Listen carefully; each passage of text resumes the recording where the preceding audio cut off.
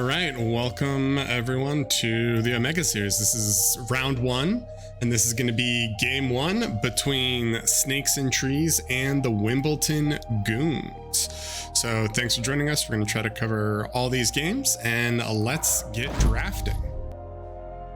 All right, so the Wimbledon Goons are the lower OS team, which means that they get to have first pick and first ban. So why don't we wait and see what they're going to decide on? All right, it looks like the Wimbledon Goons are going to start with a ban on nuclear winter. All right. Maybe they don't feel comfortable. Maybe they haven't practiced it. We'll see. And Snakes and Trees is ready. They are going to go ahead and take out Angel's Crossing, which is kind of a contentious map for a lot of teams. One, because there is water, but two, also it's a really strat dependent map. There's a lot of kind of cooking that can be done on it. So I think a lot of teams aren't 100% sure if they want to play it if they don't have kind of a pre-prepared strategy for it. Oh, and GOON is going to take out Tropical Assault right after that. They decide they want none of that. And this is probably one of the most banned maps because it's one of the most heavy naval maps. There's teams that have played this all the way up to 4 sea players with only 1 land player. And I think that players that aren't comfortable on water definitely have been banning it quite a bit more. And we are waiting for the last ban from Snakes and Trees, and they are going to throw out Tabula. All right. And that was a late addition to the pool. If you all recall, we lost Boulder Beach and we gained Tabula instead because there was a lot of disagreement about whether or not Boulder Beach was a good map. So now that those are out of the way, let's see what everyone would like to pick. So it looks like GOON is going to start off with something exciting, hopefully. All right, they're going to start off with Altered Divide, which is awesome. And Snakes and Trees is going to follow that up with the time-honored DSDR. If they've ever played Navy 8, they've probably played DSDR. It is a staple and has been a staple for a very long time. It makes sense that even if they aren't comfortable in 5v5s, they've probably played it on 8, so they feel like they can easily adjust to the map. Understandable. I like it. I like the approach. Goons is going to follow up with Red Rock Desert. This is another map that you can do a lot of cooking on. It's a very short, kind of close personal map, and there's a lot of interest there. And Snakes and Trees, for their final pick, are going to take White Fire. All right, so those are our maps. We're going to play on Altered Divide, then DSDR. Then we're going to move on to Red Rock Desert, and we are going to finish, if the game goes to a game 4, on White Fire. Teams are getting ready and loading in now. So let's give it a second, and we can get started.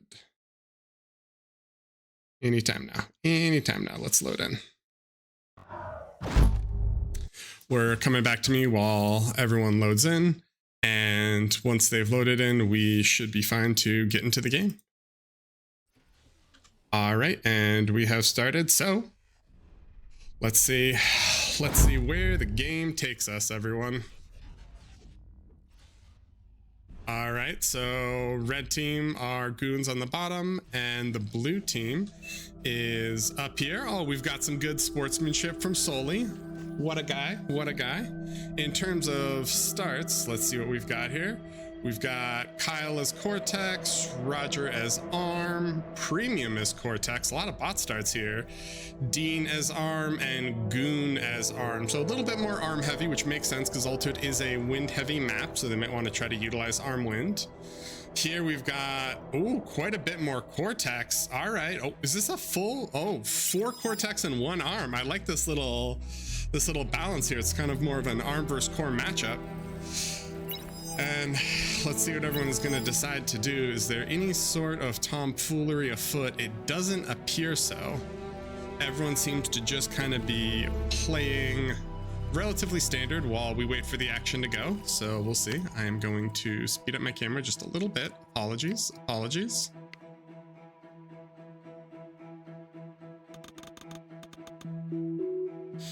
And here we are. All right, so we've got what? We've got vehicle, bot, vehicle, so a relatively even switch. Starting off with the resbots to contest reclaim. I like this. We see 3 resbots on the right side, but no resbots on the left side. That's kind of an interesting choice. Solely started vehicle. Both these players started vehicles, so there aren't going to be Lazarus or Grave Robbers on that side from north. But, oh, we've got our first scout coming out now. It is a little rascal from Premium. He's gonna go see what the big world holds for his opponents.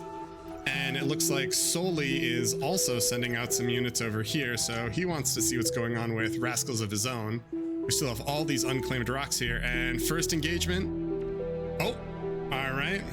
The one just fires and runs past, and it looks like he is gonna try to sneak into the base. Oh, is he gonna get in and get info? Let's see. It looks like this little guy actually got away. He's running. He's trying everything he can to get going. All right, so they already know that he's vehicle. And what do we see here? Oh, all right, so we see the vehicle start. This is gonna try to just do a little bit of damage on some mexes. We've got good micro from Premium. Oh, and he gets caught. So good little attempt. He definitely pulled back and slowly lost a little bit of momentum as he was pushing. But this whole time, red team is just feasting on metal. If we look at the stats, we can definitely see some of it here, but it looks like Goldfish actually has eaten a ton of metal for his team over here, which is a positive. While Blue ate most of the metal. On the left side, there's still a ton of reclaimable metal that no one has really addressed yet. Solely gonna slip a scout into the enemy base as well. Let's see if he can find any. Oh, Solely? We're going anywhere, sir? Here we go. All right, they're just surveying the situation. They're just seeing what's going on. Thought that'd be a little bit more of a raid. They've got quite a few scouts in here, and finally, we're gonna pop in. Let's see what they can see and what they can find as they're rolling through. All right, so they're gonna scout both. They see those, and we're gonna see if we can get some good raids on this wind. Ooh, oh no, he doesn't have anything. Oh, he has pawns up there. He needs to bring those pawns down. Regardless, these rovers are putting in work. Solely able to abuse a little bit of the APM stall from Roger to take out some wins, some E-production, which is pretty important here. All right. And slowly, both teams are pushing up into the middle. Let's see what else we can see happen here. Solely with some incisors putting in work, ready to contest mid, and On My Face likewise doing as well. It's quite an interesting combination of name and clan tag. Kyle with this high ground grunt, just living his best life. I think something to be said about that. And Soli's gonna prod with these incisors. Are they actually gonna be able to take anything? Does he want to commit is the real question. So he's able to get an awesome flank on Premium's brute there, and then Soli's just gonna keep going on. These incisors are totally going to take that, and they're going to attempt to raid in. Let's see if they can actually do anything. He catches the Whistler, but Soli's not sure if he wants to commit. All right, now he's going to. Here they come. This Whistler is running. Can he take it down? All right, first Whistler down. These incisors have paid for themselves, but they might be on the receiving end of a D-gun. Premium might not have E. Oh, he has the E. I think maybe he just didn't want to kill him so he could reclaim the metal. That's actually some next level. On the same time, though, Zombie was able to sneak in quite a number of pawns into Roger's base, and there isn't anything up front ready to deal with it right away. So, oops, sorry, grunts, not pawns, and these grunts are going to do even more damage. Roger has just been slowly chipped at by these leaks. It's pretty concerning because he's not going to be able to really rebound from this unless he gets help from some allies. These grunts are still running through. On the left side, there's a pretty decent line between Goldfish and Kyle. They're sort of setting up, and we've got some bot-on-bot action, but Goldfish has a pretty strong opening salvo of Rocco's, which might be able to hold it back. And Soli and Zombie with the dual commander walk right at the doorstep to Goon's base. They are knocking and they are demanding to be let in, making LLTs and everything else. And at the same time, while their commanders hold that choke, looks like they're trying to flood units onto the right side to overwhelm it. However, on the left side, On My Face is barely pushed up at all. There's a lot of free unclaimed mexes that he could look to claim. In the same point, Waffle is expanding out, and when these two sides meet, it's going to be a 1v2, so On My Face is definitely going to be challenged. Whoa. All right. Zombie and Soli with the incredibly forward vehicle lab. Let's hope that doesn't get degunned. Maybe a little risky, but they're gonna try it. They're gonna slam on the aggression, right? You have to appreciate it. You have to appreciate the commitment, the dedication. Kind of amazing. It looks like Goldfish is able to push back Kyle a bit, and this is going to be a thug versus rocket war, which is always a little bit more rough for the thugs, it feels. All right, hopefully we can see some aggression out of Waffle and Doughface, because otherwise it's a little concerning. The right side is definitely getting pressured 1v2, and the left side needs to copy that aggression. In the same regard, oh, we got Brutes pushing in. Premium, we need a D-gun, sir. Soli is just pure aggression with these, and Zombie's able to sneak another set of grunts into raid. Oh no. Premium backing up. He was definitely a little bit concerned, but they hold the Brutes. A little bit of a metal donation if they can get it, but I think these LLTs might be in range to cover. Regardless, Zombie is still trying to run Grunson, but at least they're stopping him now. Orange is bringing up his own little support force to try to hold this. There's some Shell Shockers, some Blitz, a Stout, a whole combination of units. In the same regard, poor Kyle is just getting absolutely mobbed on 1v2. He's lost the majority of his bot army here, and he is still battling versus a pretty strong collection. We're looking at 1,600 metal worth of bots with even more pouring in. And on his left flank, he's unfortunately getting absolutely rushed by A1 time. So goons are starting to really struggle economically.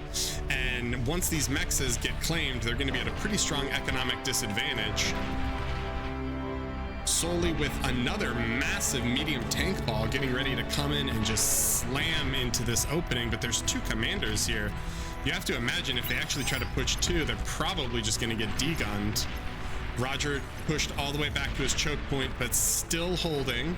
He's got some assistance, or sorry, this is Kyle. He's got some assistance from Roger, and Waffle's waffling just a little bit. He's got 3.1k metal worth of bots and could be pushing sometime soon, hopefully.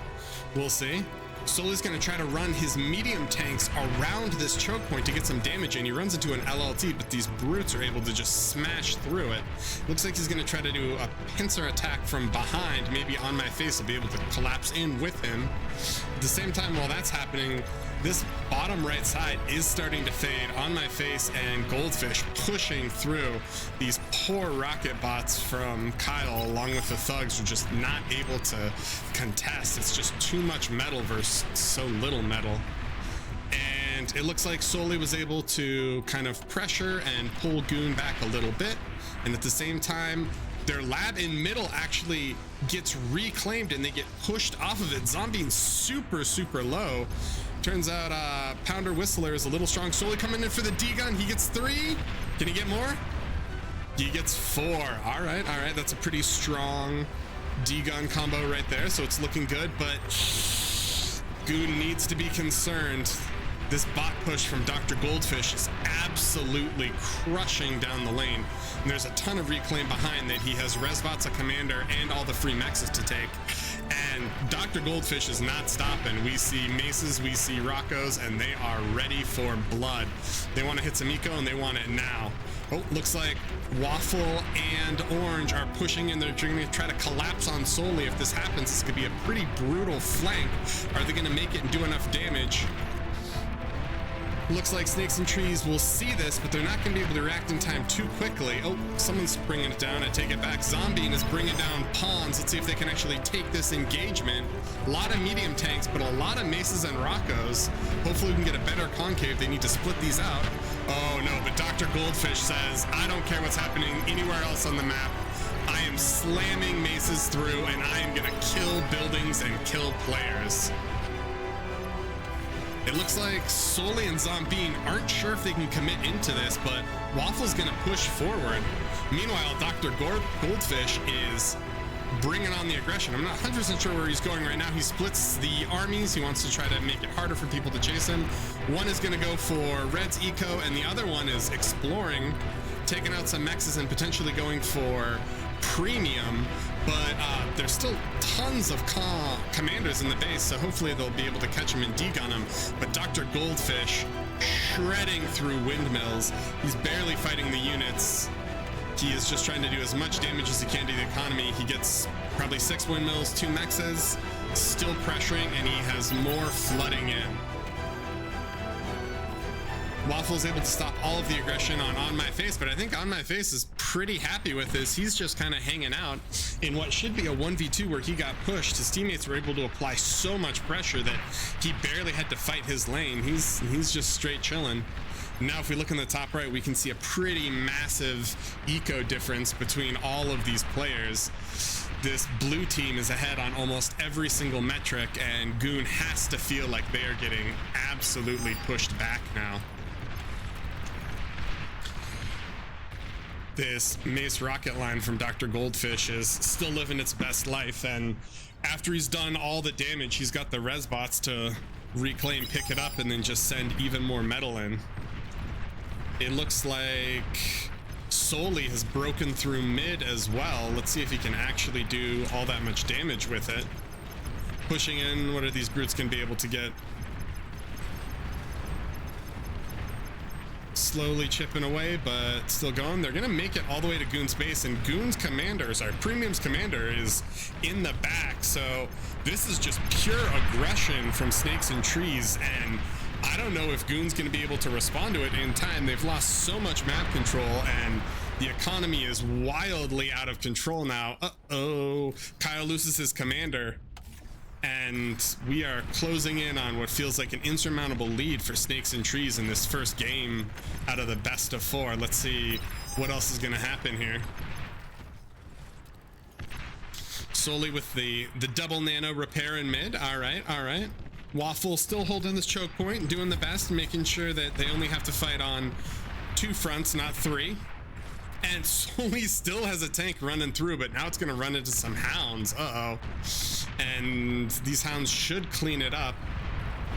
Let's look at the T2 situation on Team Snakes and Trees. It doesn't look like anyone is actually T2 yet, but it doesn't matter. They were able to just do a full T1 push and accomplish so much. At the same time, here comes Dr. Goldfish dropping bombs. Here goes so much wind. There isn't enough AA ready for it. The Whistler balls that were here before are dead, and it looks like Dr. Goldfish is going to be able to clean up so much. It's going to be borderline unreal. On My Face loses his commander. I missed that. I'm not sure what happened, but he lost his commander and most of his army, so that is a potential flank that could happen. But GOON's really needs to respond to these repeated bombers from Dr. Goldfish. This man has pushed through the right side and has decided, you know, killing 1 player isn't enough. Let me get all 4. All 5, sorry. I can count, I promise. All right, with this dead, GOON's might be able to punish with these hounds. He needs to push up and have a lot of aggression, but they're slowly losing commanders. Uh-oh. Zombine has made it into the enemy's base, and this feels like it could be all she wrote. Zombine sending some tanks back, you know? He decided that these ones weren't meant for war. Maybe they should be chilling at home. Nope, I take it back. They're coming out. They're coming out to fight. They're gonna do some awesome work. And we still have the bombers coming in, but now there's trashers, so it looks like these guys won't really be able to do too much. All right, but the hounds on top are able to do quite a bit, it would appear. Can he keep this aggression up? On My Face sending stouts, but you have to imagine it's not going to be enough. Just in terms of metal, let alone tiers, these hounds are going to be able to absolutely crush all these brutes and then keep pushing. Unfortunately for Waffle, while his hounds are out from home, solely snuck in more brutes and is just cleaning up his entire base. So, oh, and it looks like Dr. Goldfish has decided he's gonna keep going there, and he's coming in for the coup de grace. Bombing out the labs, making sure that there's nothing else. Is he gonna get it? All right, they get the first lab, and now there's the T2 lab. If he bombs this out, you have to imagine Goons taps out. First run, they're circling around, they're coming back. Oh, there are some whistlers that are taking pot shots, but he issues the attack command, and they are all gonna converge on this T2. Bomb after bomb, and does it go down? Oh, what? Wow, he doesn't have anything to kill. 141 after 2 passes, but the 3rd pass finally takes care of it. And if that wasn't enough, he is spamming out bombers. We've got 25 bombers coming. And while those bombers are destroying other parts of the map, Goldfish is finishing off red. The one positive for this is the T2 push from Waffle.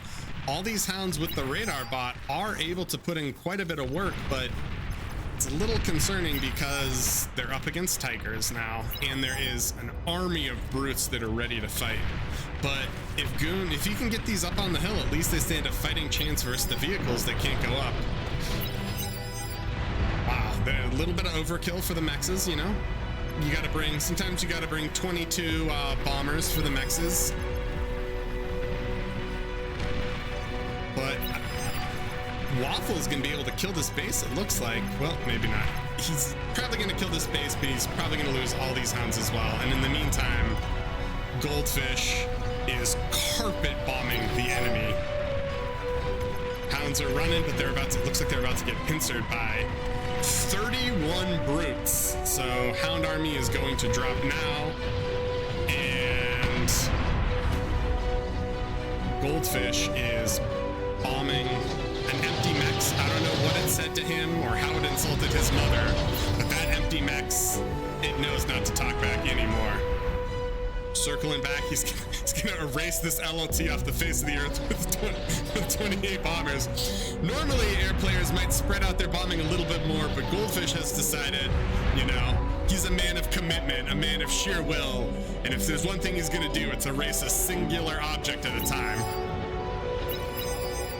They see both these commanders though, so they should be able to just collapse on them. And Bowface is running into the zombie, and this is gonna be a trade. This is not what you want. You only have 2 comms. Oh, that was last comm, and that is the game. Ooh.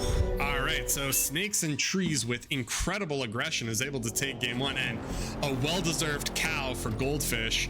That man, even though he didn't have the strongest eco, that man was sheer aggression. Look at that damage. Look at that damage efficiency. Incredible. Produced the most metal. Although he didn't produce the most energy, that man put his foot on the pedal and he never took it off. So great game and good work for Snakes and Trees. They take game 1, and let's see how Goons is going to be able to respond in game 2.